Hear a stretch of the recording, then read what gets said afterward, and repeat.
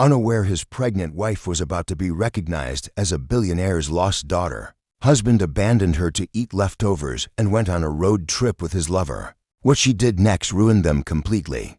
Grace Harrison stood alone in their dim kitchen at 7 p.m. on a Friday, one hand pressed against her stomach where a 7-week-old life was growing, the other hand clutching a positive pregnancy test she'd been carrying in her pocket all day, waiting for the right moment to share the miracle. She'd worked a double shift stocking shelves until her feet bled through her shoes, then scrubbing office floors on her knees until midnight the night before, all to afford the dinner. She'd carefully prepared for this moment. "Ethan," she whispered, her voice trembling with hope and exhaustion, "I made your favorite. I have something important to tell you." Her husband looked up from his phone, his face twisted with irritation. In his hands were packed bags. Behind him, through the window, headlights waited in the driveway. "I can't do this anymore, Grace." His words fell like stones into her chest. "You're drowning, and you're pulling me down with you. I need to breathe. I need to live. But the pregnancy test burned in her pocket. "Please, just listen, whatever it is. I don't care." He picked up his bags, stepping over the threshold like he was stepping over her heart. "I'm going somewhere better, with someone who doesn't make me feel trapped." Outside, a woman's laughter rang out light, carefree, cruel. His lover, the woman who didn't work herself to exhaustion, the woman who wasn't carrying his child, the woman he chose. Grace's legs gave out. She sank to the floor, still holding that plate of food he'd refused to even look at, and she ate it alone in the darkness, tears falling into the cold chicken, one hand protective over the baby he would never know about, a baby who would grow up knowing their father walked away before they even had a heartbeat. He could hear, but what her husband didn't know as he drove away laughing with his lover, what he couldn't possibly imagine as Grace sat on that kitchen floor sobbing and pregnant and alone, was that her phone was already ringing. A DNA match, a family worth billions, a mother who'd spent 25 years crying herself to sleep, searching for a stolen daughter, a truth that would turn Grace's suffering into power. What she did to them next didn't just break them, it made them beg for the mercy he never showed her. But how does a pregnant woman survive being abandoned by the only person she trusted, who had been searching for Grace all these years while she worked herself to death for a man who saw her as a burden? And what kind of revenge could make a mother's grief and a wife's heartbreak finally mean something? Grace couldn't move for nearly an hour. She sat there on the cold kitchen floor with her back against the cabinet, the empty plate beside her, her phone buzzing and buzzing and buzzing with a number she didn't recognize. Every time it rang, she flinched. Every time it stopped, the silence felt worse. She was afraid to answer, afraid of more bad news, afraid that someone was calling to tell her she'd lost her job or missed a bill payment, or that her life was about to get even smaller and darker than it already was. Finally, the phone rang a fourth time. Grace's hands shook as she picked it up. Her voice came out broken and raw. "Hello, Ms. Harrison?" The woman on the other end sounded professional but gentle, like she knew she was about to say something that would change everything. "This is Dr. Patricia Wells from the Family Heritage Foundation. I've been trying to reach you all evening. We have urgent information regarding your DNA results." Grace wiped her face with the back of her hand.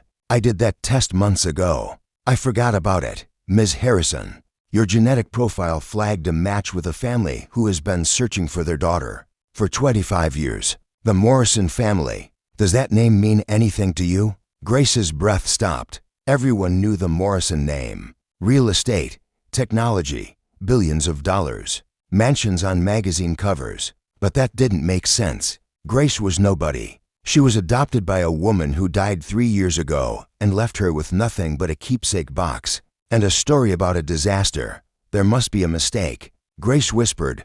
"There's no mistake," Dr. Wells said firmly. "We've run the test 3 times. You are Emily Catherine Morrison. You were taken from a hospital 25 years ago during a power outage. Your birth mother, Catherine Morrison, has never stopped looking for you."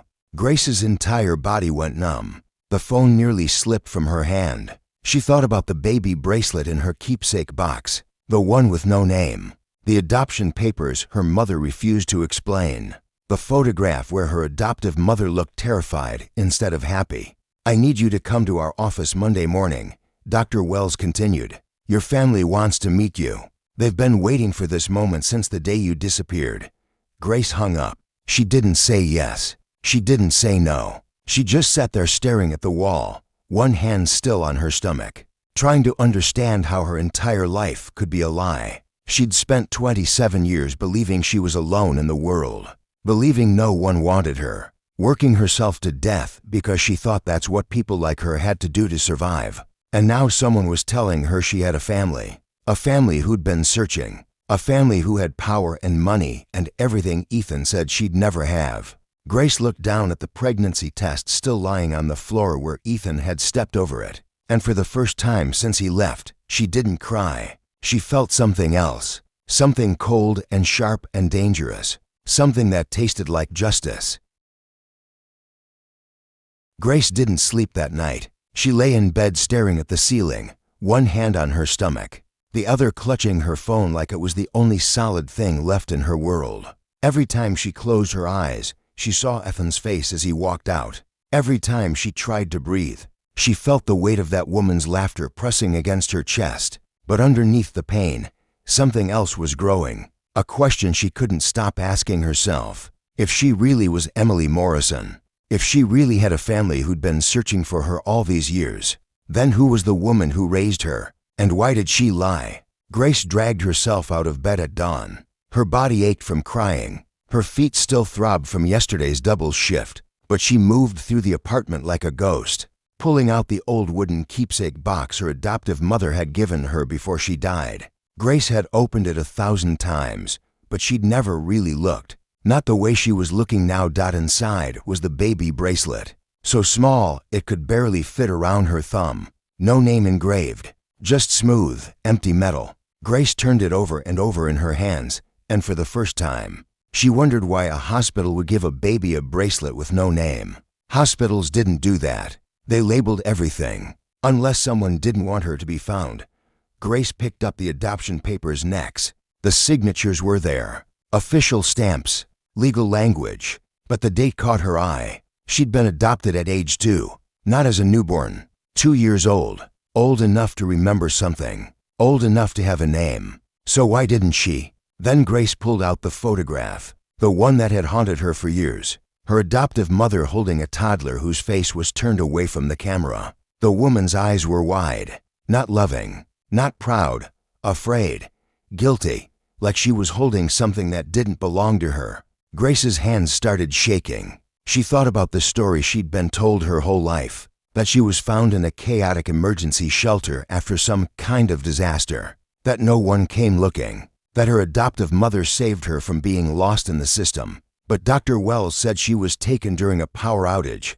Taken, not found. Taken. Grace grabbed her phone and searched for news articles from 1999. Hospital power outage. Missing child. Morrison family. The results flooded her screen. Dozens of articles. Photos of a woman collapsed outside a hospital, screaming for her daughter. Photos of a man offering $1 million reward. Photos of a toddler with light brown hair and wide eyes. Photos of a bracelet identical to the one Grace held in her hand. The toddler's name was Emily Catherine Morrison, age 2, last seen in the pediatric wing during a 12-hour blackout. Security footage showed a woman in scrubs carrying a child out a side door, but the cameras were too dark to see her face clearly. The case went cold. The reward went unclaimed, and Catherine Morrison's husband, Jonathan Morrison, died of a heart attack 5 years later. Still searching, Grace couldn't breathe. She stared at the photo of toddler Emily Morrison and saw her own face staring back. Same nose, same chin, same exact curve of the eyebrows. This wasn't a coincidence. This wasn't a mistake. She was that child, and the woman who raised her, the woman who told her she was unwanted and alone, had stolen her. Grace's phone buzzed. A text from an unknown number. "Ms. Harrison, this is Marcus Morrison. Dr. Wells gave me your contact. I'm your half-brother. Our mother hasn't slept in 3 days. Please come Monday. She needs to see you." "We all do." Grace stared at the message. A brother. She had a brother. She had a mother who'd been searching. She had a father who died looking for her. and she'd spent her entire life thinking no one cared if she existed. Her vision blurred with tears. But this time they weren't from sadness. They were from rage. Rage at the woman who stole her. Rage at the years she lost. Rage at Ethan for making her believe she deserved to be treated like nothing, when the truth was she came from everything. Grace stood up. She walked to the bathroom and looked at herself in the mirror. Really looked. She saw the exhaustion, the dark circles, the hollow cheeks from skipping meals to pay bills, the uniform from her cleaning job hanging on the back of the door like a prison sentence. This was the life Ethan abandoned. This was the woman he said was drowning him. But this wasn't who she really was. This was who she'd been forced to become. Grace pulled out her phone and typed a response to Marcus Morrison. "I'll be there Monday morning." Then she scrolled through her contacts until she found Ethan's name.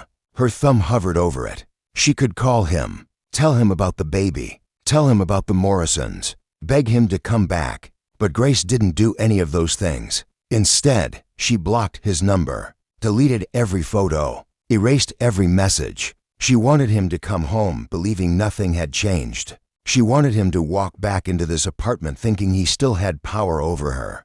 Because when he finally realized the truth, when he finally understood what he'd thrown away, it would already be too late. Grace placed one hand on her stomach, feeling the tiny life growing there. A life that would never know poverty, never know abandonment, never know what it felt like to be treated like leftovers. "I'm going to protect you," Grace whispered to her baby, "and I'm going to make sure your father understands exactly what he lost." But first, she had to meet the family who'd been searching for her. She had to step into the life that was stolen from her 25 years ago. And she had to decide what kind of woman Emily Morrison was going to become. Monday morning came too fast. Grace stood outside the Morrison family estate at 9 a.m., wearing her best thrift store dress and shoes with holes she'd tried to hide. The mansion looked like a different planet. White stone, tall windows, a driveway bigger than her entire apartment. Her hand moved to her stomach, thinking about the baby Ethan had stepped over like trash. The front door opened. A man in his late 20s stood there, tall, sharp-eyed, wearing a suit that cost more than Grace made in 6 months. His face cracked with relief. "Emily?" He whispered. "I go by Grace." "Grace," Marcus Morrison repeated. "I'm Marcus, your brother." "Mom's inside. She's been standing by the window since 6 this morning, afraid you'll disappear again." Grace followed Marcus through marble hallways to a woman standing frozen by a window. Catherine Morrison turned slowly, and when her eyes landed on Grace, she made a sound that was 25 years of grief breaking open. "Emily," Catherine whispered, taking a trembling step forward. "They told me you were dead. When the woman who took you died 3 years ago, police said you died with her. They closed the case, but I never stopped feeling like you were still out there."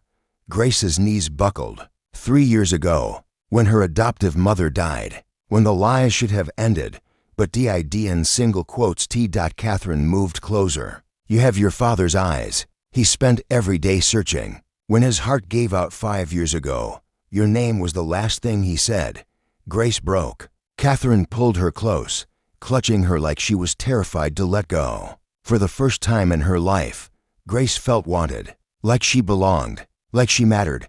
"I'm so sorry I couldn't find you," Catherine sobbed. "I'm so sorry you were alone." Marcus cleared his throat. "Grace, legally you're Emily Catherine Morrison. You inherit everything Dad left. A trust fund growing for 25 years. You're worth $400 million.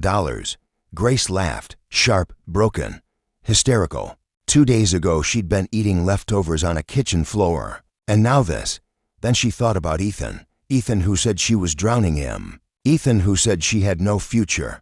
"Where's your husband?" Catherine asked, reading her face.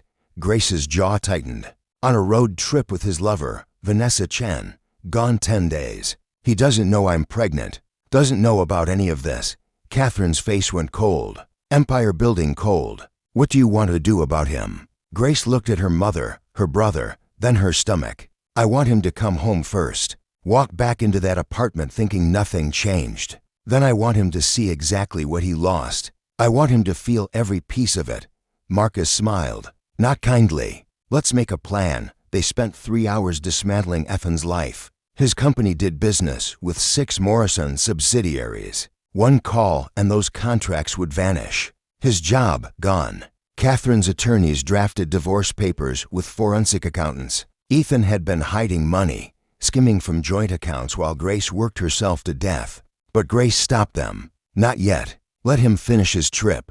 Let him think he got away with it. I want to see his face. 10 days later, Ethan came home. Grace was waiting. She'd transformed. New clothes. Professional hair. Not billionaire yet, but not broken anymore. Grace? Ethan said, confused. You look different. Grace stood. Didn't smile. Didn't cry. We need to talk. Look, I needed time to think. You needed time to cheat. With Vanessa Chen, I know everything. Ethan went pale. Grace, it's not. I'm pregnant. The words landed like a bomb. Ethan stumbled backward. What? 7 weeks. I was going to tell you the night you left, but you stepped over the pregnancy test and walked out anyway. Grace, we can fix this. No. Because while you were gone, I found out who I really am. My name is Emily Catherine Morrison. I was kidnapped 25 years ago from one of the richest families in the country, and they found me. Ethan laughed. That's insane. The door opened. Marcus walked in with attorneys and a process server. Ethan Harrison. You've been served with divorce papers. You're also being investigated for financial fraud. Ethan's hands shook reading the documents. This can't be real. Marcus stepped forward, voice like ice. My sister worked 2 jobs while you stole from her and cheated. Now you lose everything. Job, reputation, freedom if fraud charges stick. Ethan looked at Grace. Desperate. Please, we can talk. You made a choice, Grace said. You left when I needed you most. Chose another woman over your child. Now I choose myself. Ethan fell to his knees, begging, crying. Grace felt nothing but free. She walked out with Marcus, never looking back. 6 months later, Grace gave birth to a healthy baby girl. Catherine held her hand. Marcus paced outside. When the nurse placed that tiny baby in Grace's arms, Grace understood something profound. Love wasn't earned by working yourself to death. Love was given freely, without conditions. She named her daughter Emily, after the little girl who was lost and found. Ethan tried fighting for custody, lost. Tried claiming the baby wasn't his. DNA proved otherwise. Tried getting his job back, failed. Eventually, he disappeared completely. Just another man who underestimated the wrong woman. Grace never went back to that apartment, never worked 2 jobs, never ate cold leftovers alone. She became who she was always meant to be. A mother, a daughter, a sister. Someone who understood the most powerful revenge was living well every night. Tucking her daughter into bed, Grace whispered what her own mother now whispered to her. You were always wanted, always loved, and never alone.